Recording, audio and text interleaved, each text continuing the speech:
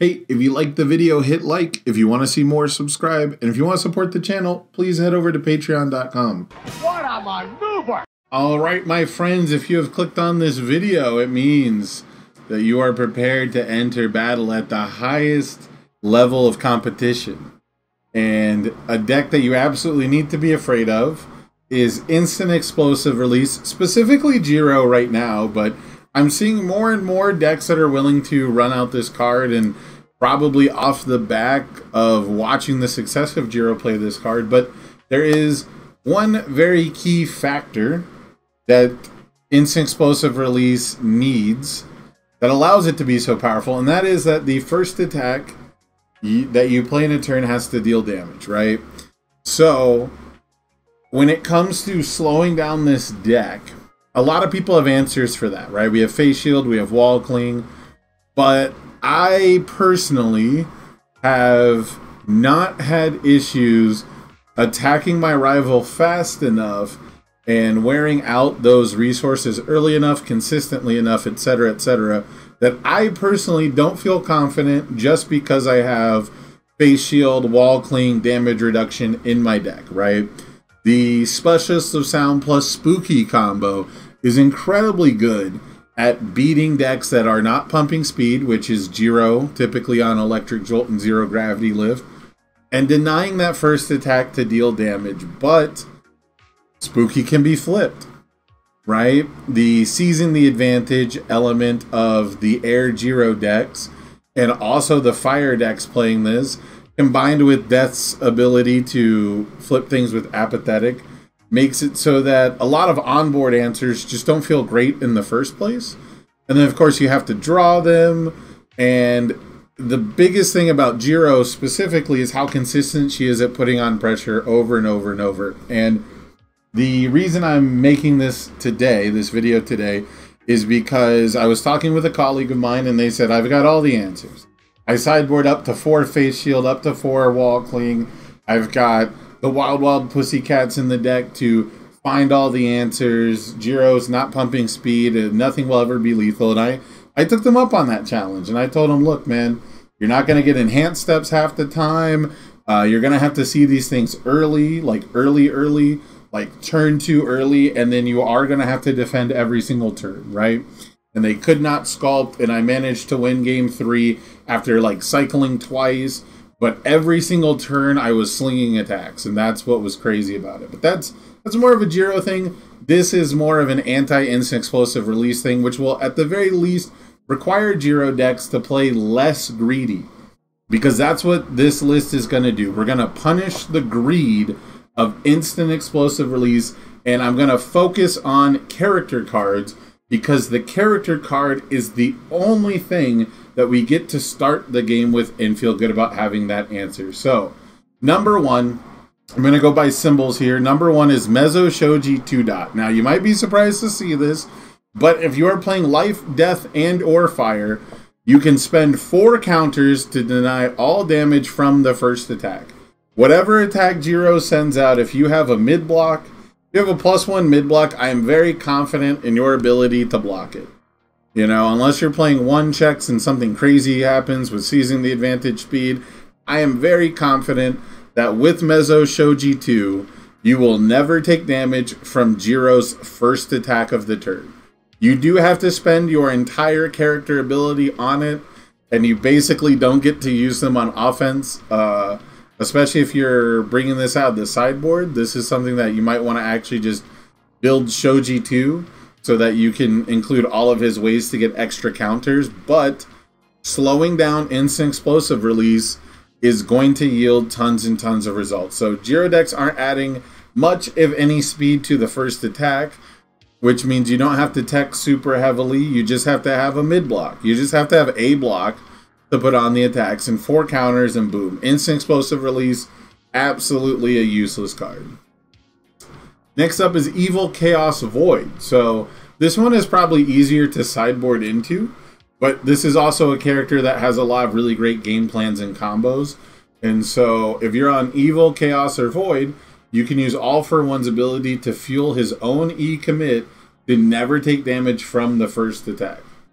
Now, it does seem like I'm focusing on exactly this one interaction, but I promise you, the thing that is making the instant explosive release Jiro deck so incredibly difficult to fight against is the fact that you have to be worried about her popping off with that momentum super early on in the game.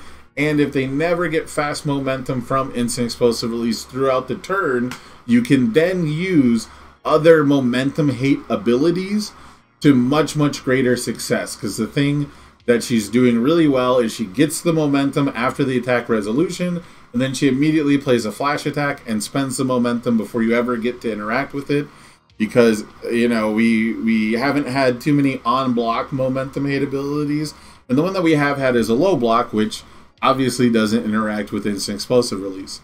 So he has some great late game answers with Decoy Duplicate and Evil versus Good as well. When you cancel the Soundwaves ability to draw a card, after they've already put a 2-check on top of their deck, it feels great.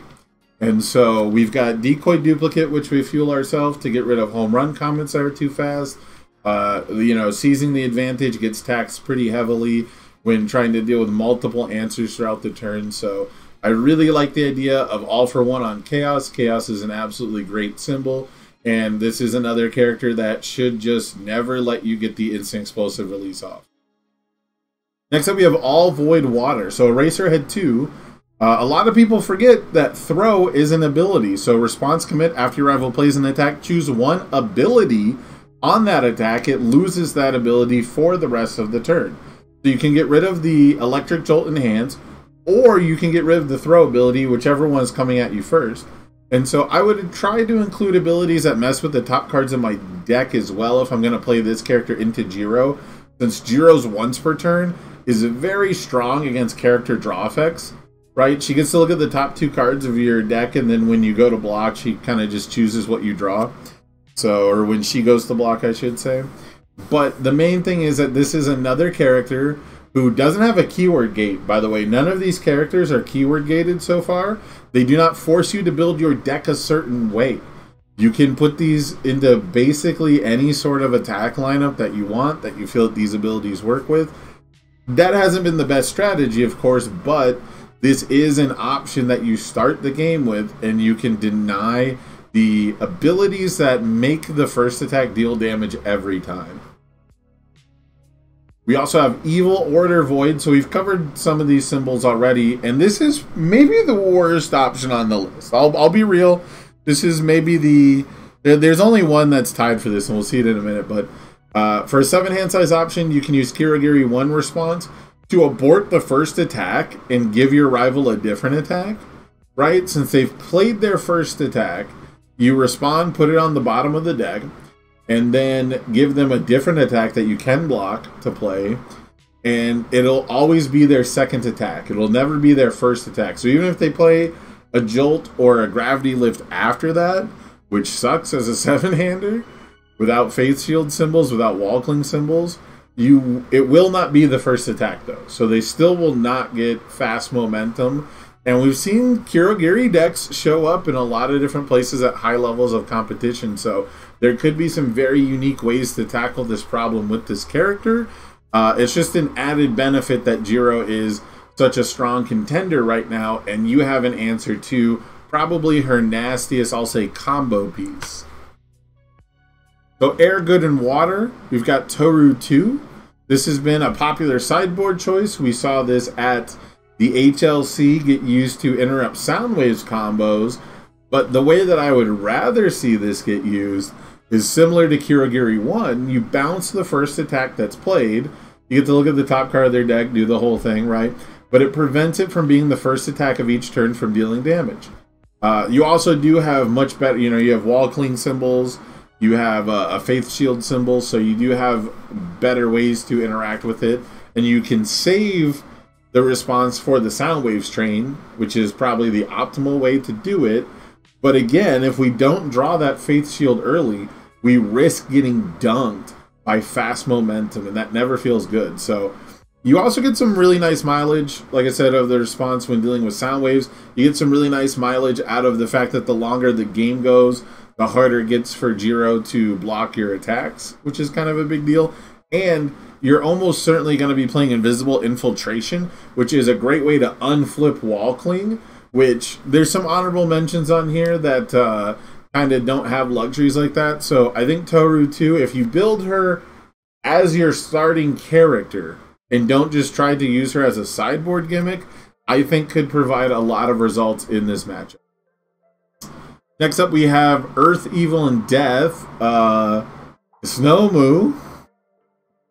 Nomu just kind of smashes Jiro. It's not really like a counter pick, and it's actually not anything to do with instant explosive release.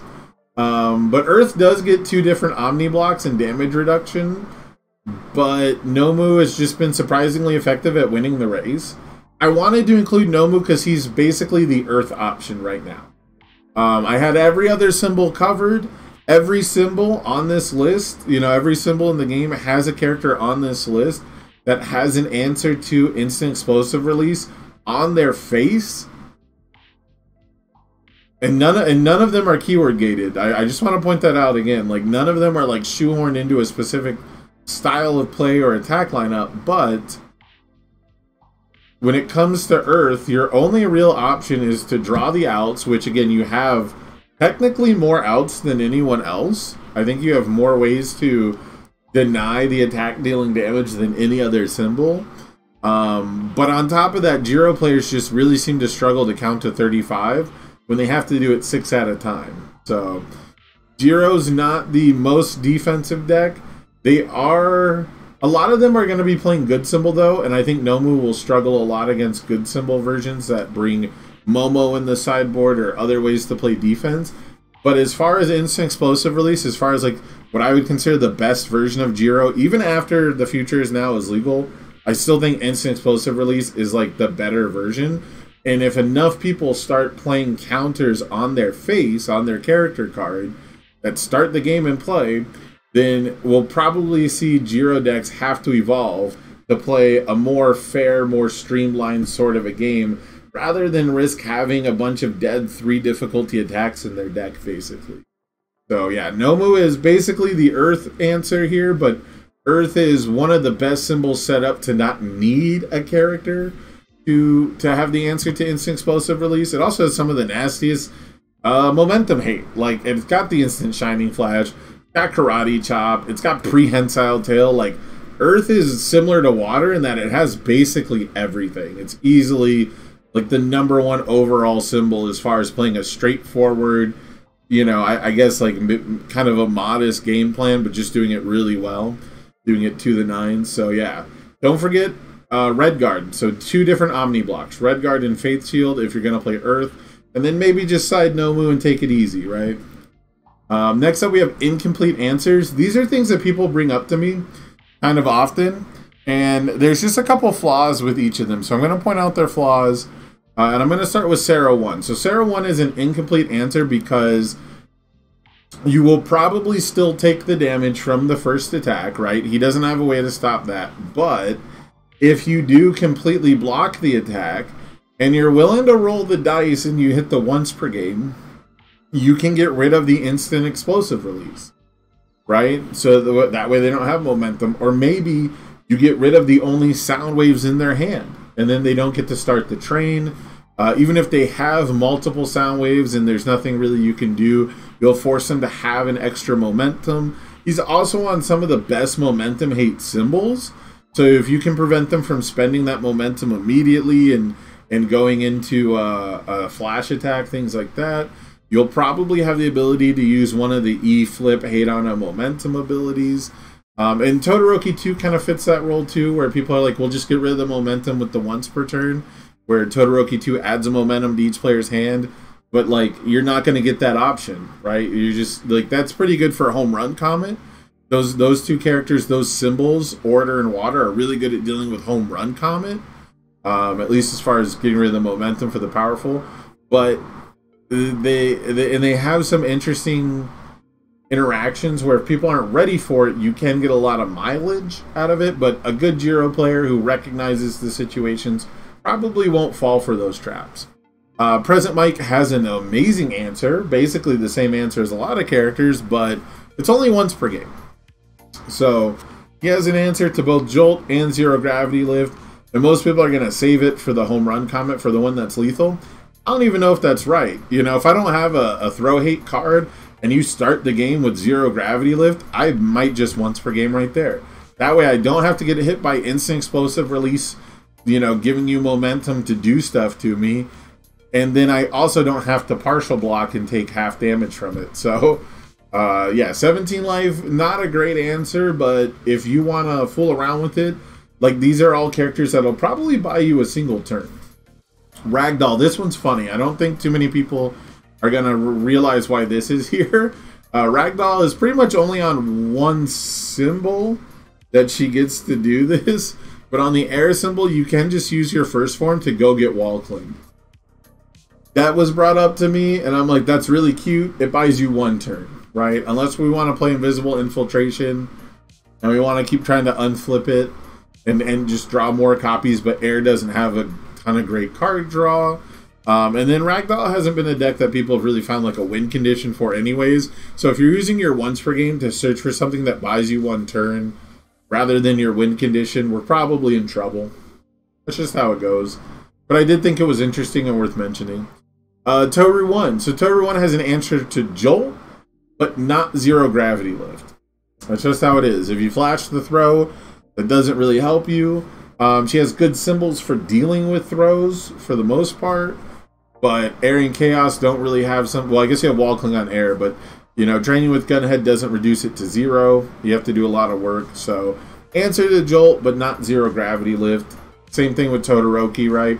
You can't really cancel the throw keyword with him, so you'd have to still draw your answers, which you can have update copies of an answer to it, but you can also cancel the instant explosive release ability to go to momentum, which feels like a real answer to instant explosive release, but for some reason it just doesn't seem to work out. I don't know how to explain it, but Todoroki was on my original list.